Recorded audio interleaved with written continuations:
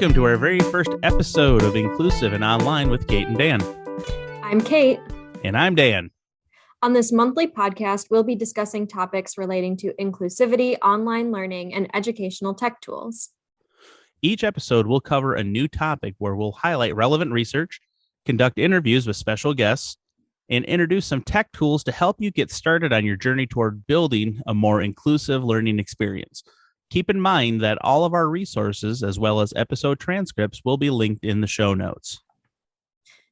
To start, we felt it was important to discuss our why, not just for this topic, but for our podcast in general. So to put it simply, as two professionals working in online learning and educational technology, we see the need for inclusivity in online education on a daily basis. For me, this podcast is a way not only to highlight and share great ideas and important research, but to continue my own professional development and understanding of inclusive practices in online educational settings. I completely agree, Kate. I think everyone, myself included, can benefit from learning more about what it means to be inclusive and how to provide an inclusive environment in the classroom. That means both the physical and virtual classroom. And in many cases, the information that we share can be used in both environments. March is Pride Month at Oakland University, and what better way to launch this podcast than to join the celebration? One of the more intriguing events I saw on OU's diversity events calendar was the LGBTQIA plus employee resource group book club discussion. The book is a memoir by Maia Kobabe titled Genderqueer. The back cover of the book describes it as an intensely cathartic autobiography about your path to identifying as non-binary and asexual and coming out to your family and society. By addressing questions about gender identity, what it means, and how to think about it, the story also doubles as a much-needed, useful, and touching guide. Now, I appreciate the opportunity to learn more about gender and sexual identity issues from this book. As a white cisgender male, there are times where I struggle to relate or worry that I'm going to offend somebody unintentionally. I think that's a very human feeling to have. Sometimes I wonder, how is this about me, or how does this affect me when it's probably not about me at all? As a member of the queer community myself, inclusion of LGBTQIA plus students hits very close to home for me. During my time as an undergraduate student, I often worried about acceptance in my classes and in my campus community as a whole. While attitudes have certainly shifted since then, I think that fear can prevail for many students, especially those who identify outside of the gender binary. One of OU's most passionate advocates in this arena is Kelli Dowd, the coordinator for student services, leadership, and engagement at Oakland University's School of Health Sciences. She's leading the book discussion event, and we're thrilled to have her as our inaugural guest on the podcast. So welcome, Kelli. Thanks, Dan. Thanks for having me. So to get us started, can you tell us a little bit about why LGBTQIA plus inclusion is important to you as a higher education professional? Yeah, well, first, I'm queer myself, and I want those in the community to feel supported in higher ed. But I also think universities should be as inclusive as possible, as they should be supporting all students, staff, faculty, and especially those from marginalized communities that haven't traditionally received this kind of support. I also think universities can model inclusive excellence for like all other industries. I think it shows it's not that difficult and something that any organization can be doing to be more inclusive. That's an interesting point, because one of the tools that's really grabbed hold at OU in the last couple of years has been video conferencing, and specifically Zoom. And that's a type of tool that's used among so many different types of organizations. What really started piquing my interest in how gender plays out in online learning was when I started noticing pronouns in Zoom usernames. I've seen, other learning management systems, they have ways for users to share their pronouns. So I started thinking about how we could be more inclusive with regard to gender.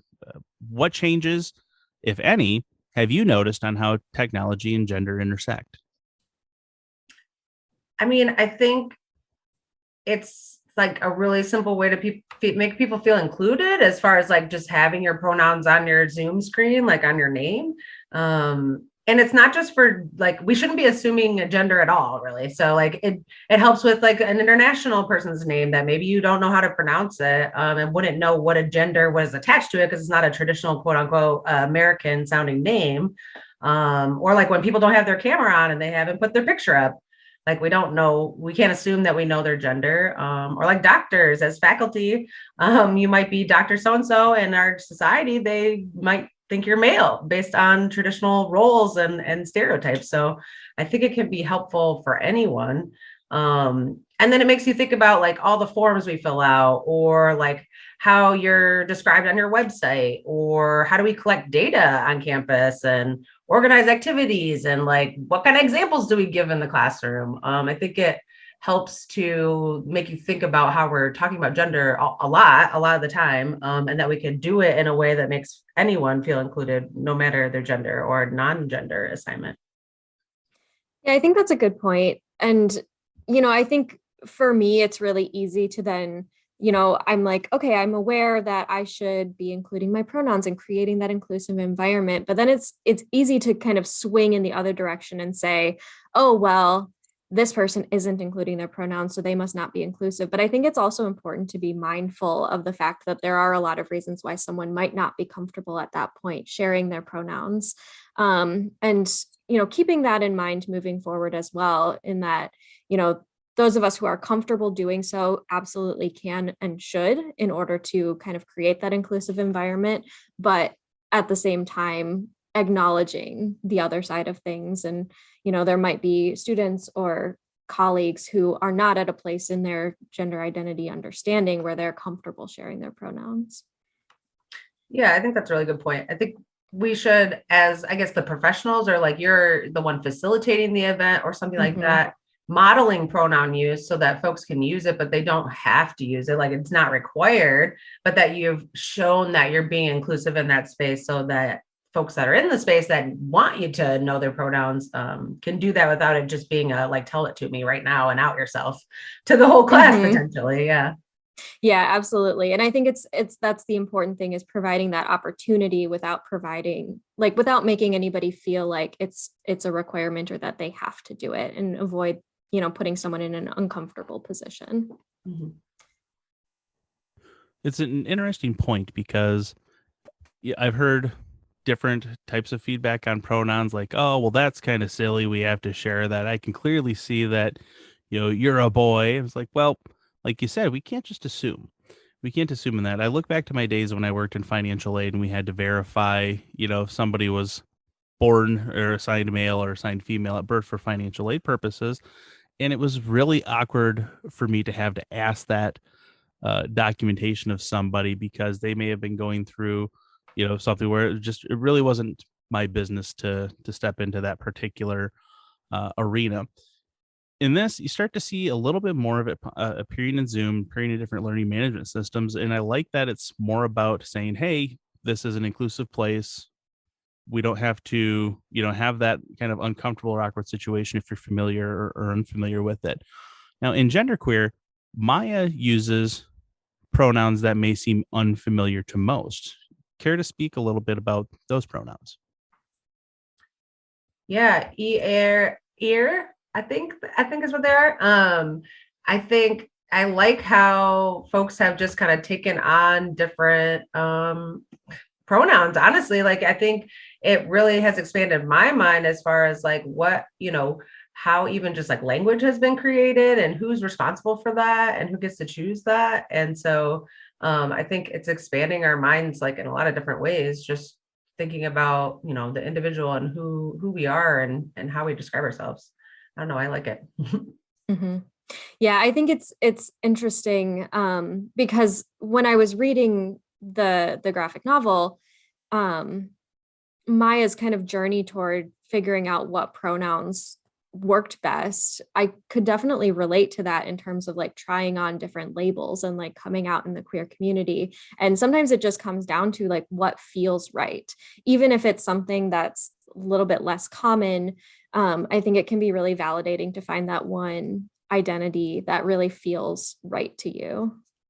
Yeah, and it evolves over time, right? And I think I used to describe, for a long time never described myself as queer because I was in hetero relationships and was married. And even though I felt I was queer, I didn't feel that that was like the right term.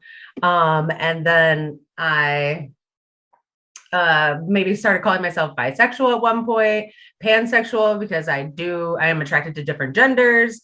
And now at this point, I just use queer because it's an umbrella term to me. But I think respecting like that, everyone can have their own description of what that is, and that can evolve and change over time, I think is a cool place to be. There's my cat in the mix here. I don't know if you can hear meowing in the recording here. Cats are welcome on this show anytime. Good. Always. I'm sure my cats will make an appearance. Awesome. So let's turn our attention to the upcoming book club event. So why did you pick the book Genderqueer? Yeah, so I wanted to say last year, the LGBTQIA plus employee resource group won the Timothy Larrabee Diversity Award. And Tim was a queer person on campus who was a very strong advocate for the community. And so it was really awesome honor to get that award to help support programming around sexual orientation and gender identity on campus. And we had been doing these lunch and learns that we did pre-pandemic that we got that award for. So we took that funding and I decided we should do a book club for Pride Month to just try to get folks engaged again in a more kind of a passive way, as far as like you get to read it on your own and then we can have a discussion together. And when I was choosing the book, I asked for suggestions and stuff from folks. And my bestie, actually, he works at American University in DC. Shout out to Josh, they suggested that the book, and they had read it for a queer book club on their campus. So I thought it would be a good choice for us, especially when I found out it was a graphic novel. I think sometimes book clubs are intimidating. Like you don't feel like you're going to have enough time to read the book. Like it's 300 pages. We're all so busy, versus this was such a easy read, really enjoyable to get and quick to get through, but still so meaningful and a really cool way to tell your story. So yeah, I thought it would make it attractive for folks to join in. And I'm really glad that I chose it. Yeah. And I will say, when I sat down to read the book, I read it pretty much in one sitting, a few hours, and it was so engaging that it draws you in, keeps you going. And I really appreciated the choice of book as well for that reason, is that it was, so accessible. Mm-hmm. So conversations such as the ones we anticipate having in the upcoming book club meeting are essential to helping campus communities move forward toward understanding and accepting diverse gender and sexual identities, and making campuses safe and more inclusive spaces for students, staff, and faculty. What role do you see the book club event playing in this, if any? I think for those who participate, at least, you'll have a much stronger understanding of gender and gender identity, and what those who don't feel like they fit into that binary concept of gender really experience throughout their lives and growing up. I know for myself, like I have trans and non-binary people in my life, but it really helps me to understand what they went through and potentially experienced as they struggled with their identities. And then just how affirming it is for someone when they get identified with the correct pronouns. I think there's multiple times in the book when Maia expresses that and how much it meant to Air. And so it makes me want to make sure that I'm intentionally giving those opportunities for folks to share, either with just me or with the whole group when I'm facilitating the materials, and that make sure they're gender affirming as well. So they're included in a lot of ways. I know some folks do like a Google form even before your class starts to give folks a chance to share their pronouns in a space like that, utilizing technology, but so that, again, they're not outing themselves necessarily in class, or that you already know, so you're not outing them in the class as well. I want to go back to when you said it kind of gave you an idea of what some of your friends may have went through as well. And from a teaching perspective, I often have my students do a lot of reflective exercises. Write about this. What were you feeling? How did that make you feel? What were you experiencing? How does this content relate to your life? We often start to internalize these things and think about in the context of myself. So I had a lot of those moments throughout this book as well. A lot of it regarding, say, teenage awkwardness. I don't think anybody's immune from that. And this is a really different but similar feeling perspective that you get from that. I mean, everything from, what reproductive organs do during puberty, to just coming from maybe a non-traditional educational background, and just, the parents, all of that kind of feeding into not just Maya's journey, but those around her as well. So I thought it was cool they kept bringing the family back in, and no matter what stage in life she was in, there was still that similar awkwardness that I've often felt. Oh no, did you hear that? I misgendered Maya during our conversation. I used the female pronouns her and she when I should have used the Spivak pronouns e, m, and er. Let's hear that mistake one more time. All of that kind of feeding into not just Maya's journey, but those around her as well. So I thought it was cool they kept bringing the family back in, and no matter what stage in life she was in, there was still that similar awkwardness that I've often felt. Even while I was trying to be more aware of gender pronouns, I still made a mistake, and that's okay. That's an important part of how we learn. I fully expect to make more mistakes in the future, and we will point out those errors to our listeners as learning moments. This learning moment was brought to you by Dr. Dan. Now back to the interview. There as well. So that's just one of the things I really found interesting about this book. Again, identifying as white, cisgender male, there are still a lot of things in here for me to relate to and learn from, and I really appreciated that about this book. Yeah, I really appreciated as well, just kind of Maya's experience developing a community. And I think that that's something that a lot of us go through at various stages in our lives. And I think it can look, very different depending on, depending on the person and depending on their life experiences and the context. But I think there are a lot of themes that, a lot of people can relate to. And I think that, even if someone doesn't identify as being a part of the queer community, I think this book really kind of opens up to those shared experiences and can create that space to relate to someone who you might not have related to before, just based on solely knowing their gender identity. I think the book is technically like a young adult novel, maybe graphic novel, but I think for especially like faculty and staff that are interested in learning more to be more inclusive, or like as a parent, I think this is such a good example of like how to be supportive, because like Maya's parents were pretty supportive of them like throughout the process, and just like learning what your child might be going through and how to, best affirm them or encourage them to, like, multiple times Maya doesn't correct people or something because it might be painful, but encouraging folks to speak out and help in those situations too. Yeah, and I did notice that Maya does acknowledge the perspective of heir parents as well, with, a couple of points in the book in which, their parents are struggling, heir parents are struggling with, the new pronouns and being able to be supportive in that way. And, kind of the frustration that can come with kind of wrapping your mind around different gender pronouns, a different identity than you pictured for your child. Mm-hmm. I think what I keep coming back to is that it's very relatable and it's a very touching human story.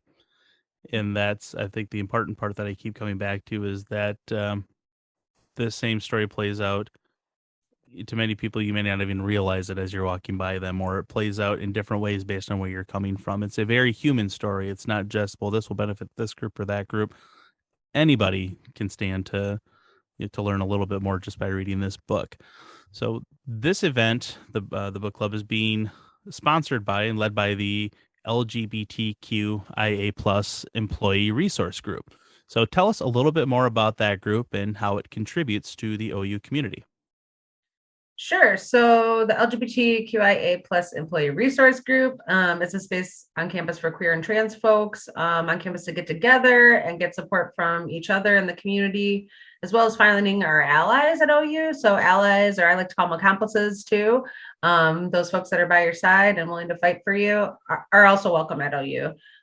We do try to do, gatherings and learning opportunities, and try to work with the administration to get more support in different areas that we see around campus. But we've been working on getting the group back and up and running, kind of at full capacity. We're not as large as some of the other groups on campus. And so hoping that this book club helps to bring some, and maybe the podcast brings us some support, or folks that want to get more engaged with the group to help provide that support for each other. Yeah, absolutely. And we're hopeful that, this podcast can raise awareness and, maybe bring some people in who really want to participate in advocacy efforts around campus, but don't know where to start. So are there any resources, events, or groups that you'd like to promote to our listeners?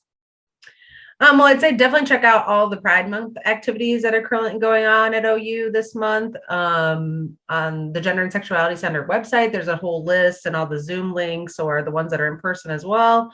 And then National Pride Month is coming in June, so there'll be a lot of great events happening then that folks can get into around Metro Detroit.